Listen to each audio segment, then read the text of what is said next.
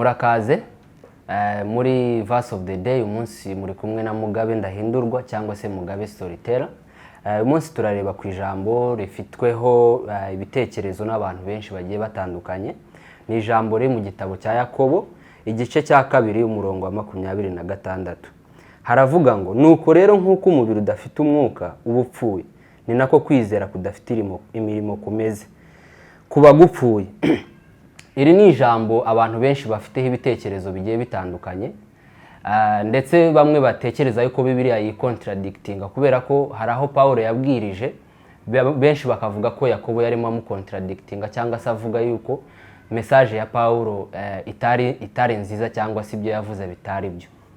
Mureke dusome no mu Baroma igice cya 3 umurongo wa 28, naho haravuga ngo kuko duhamije yuko umuntu adatsindishirizwa no kwizera atarimo imirimo itegetswe n'amategeko.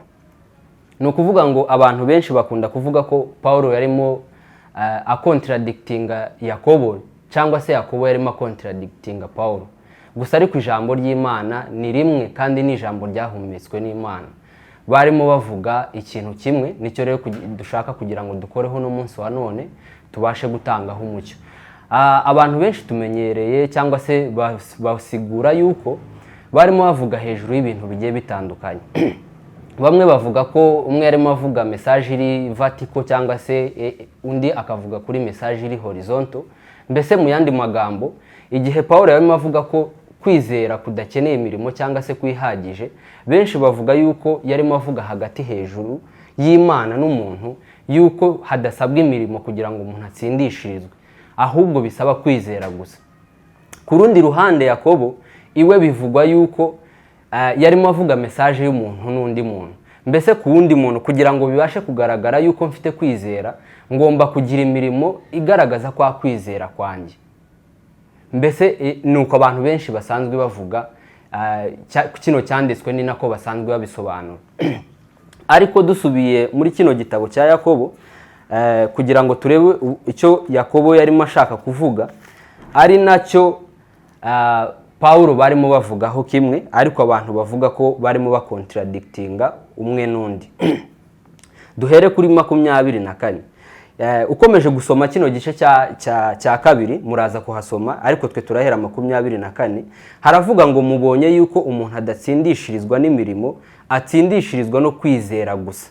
Muri cya gitabo kivuga yuko imirimo idafite kwizera, mbese mu yandi magambo ahubwo bisa nkaho na Yakobo ubwiwe yarimo yicontradicting. Ariko ukomeje 25 mvu ukuntu havuga, haravuga ngo dore na maraya uwo Rahabu, mbese ntiyatsindishirijwe n'imirimo ubwo yacumbikiraga za ntumwa akaziyobora indi nzira. Nuko rero nk'uko dusubiye haruguru bukeya 23, nicyo cyatumye ibyanditswe bisohora bya bindi bivuga ngo Aburahamu yizeye Imana bimuhanirizwa no gukiranuka, yitwa inshuti y'Imana.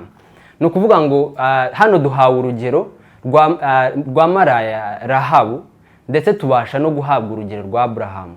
Bano bantu urebye nibo twahaweho nk'urugero rw'umurimo cyangwa se imirimo bakoze iduhesha gutsindishirizwa, cyangwa se imirimo ibasha kuduha mbese kugira ubuzima buhoraho cyangwa se eternal life.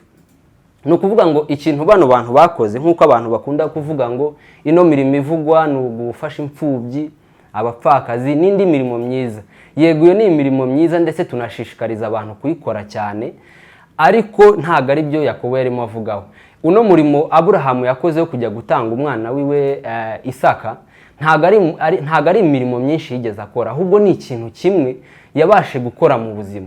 Ndetse n'uno maraya Rahabu gucumbikira abano bantu bari baragiye gutata kino gihugu, ntago ari imirimo myinshi yakoze nk'iyo dusanzwe tuvuga ngo yo kugira neza n'ibindi, nubwo ari byiza kubikora, ahubwo ni ikintu yakoze rimwe mu buzima, mbese bimuhanirizwa no gukiranuka. Ni ukuvuga ngo ino mirimo barimo bavuga hano ni ikintu wowe wakoze n'undi muntu wese wizeye yakoze rimwe gusa, mbese bibasha kuduhanirizwa no gukiranuka.